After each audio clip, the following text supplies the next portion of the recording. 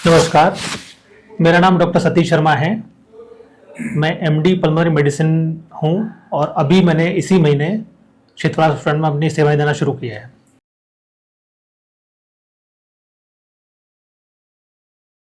हाँ, जिन लोगों में मतलब सीजनल एलर्जी की हिस्ट्री होती है, उन लोगों में तकलीफ बढ़ सकती है।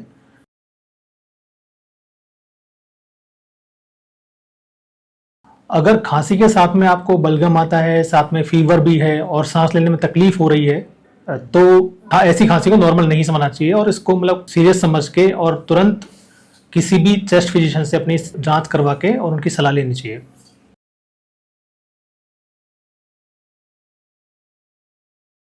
विंटर में क्या होता है कि जो ठंडी हवा के कारण फेफड़ों में जो नलियां उनमें सूजन आ सकती है, इस वजह से मतलब ये एक अक्यूट कंडीशन हो सकती है। ऐसे में इससे बचाव के लिए हमें सुबह शाम मास्क लगा के ही बाहर निकलना चाहिए।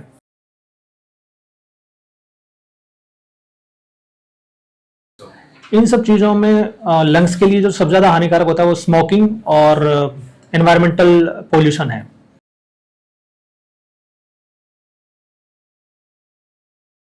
नहीं, ऐसी कंडीशन में बिल्कुल भी वेट करने की ज़रूरत नहीं है। अगर सीने में जकड़न है तो इसका मतलब आपको सीरियस फेफड़े में ऑब्स्ट्रक्शन की चांसेस हो सकते हैं। ऐसे में तुरंत आप चेस्ट फिजिशियन की सेवाएं लें।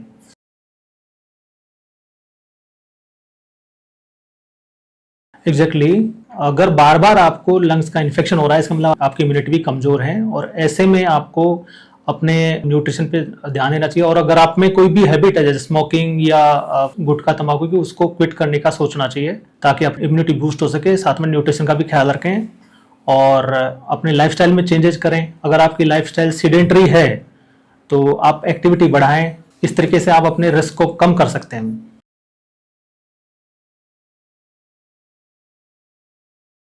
बिल्कुल सेफ है। अगर आपको डॉक्टर ने सलाह दी है कि आपको नेबुलाइजेशन या फिर इनहेलर का यूज करना है तो आपको करना ही है। इसके बारे में कोई भी भ्रांति नहीं होनी चाहिए कि इसकी आदत लगती है, ये है वो है। ये जरूरत है, ये आदत नहीं है। जैसे कि हमें खाने की जरूरत होती है, उसी तरीके से इस कंडीशन में आपको इनहेलर की जरूरत होती है तो आपको लेना पड़ेगा।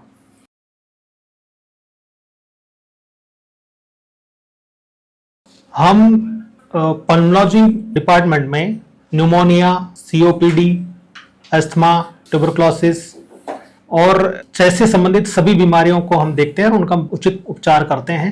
साथ में हमारे यहाँ ब्रोंकोस्कोपी की भी सुविधा है, जो कि एक दूरबीन से फेफड़े की जांच करना होता है, जिसमें कि कई तरीके की चीज़ों का हम बीमारियों का पता लगाते हैं और कई बार हम उसको मतलब थेरेपेटिक यूज भी लेते हैं। जैसे कोई फॉरेन बॉडी अगर लंग्स के किसी पार्ट में अटकी है तो उसको निकालने का काम, या फिर कोई लंग्स में कोई गांठ दिखती है तो उससे बायोप्सी लेके उसकी जांच करके उचित डायग्नोसिस हम कर पाते हैं, जिससे उसका आगे का इलाज संभव हो सके।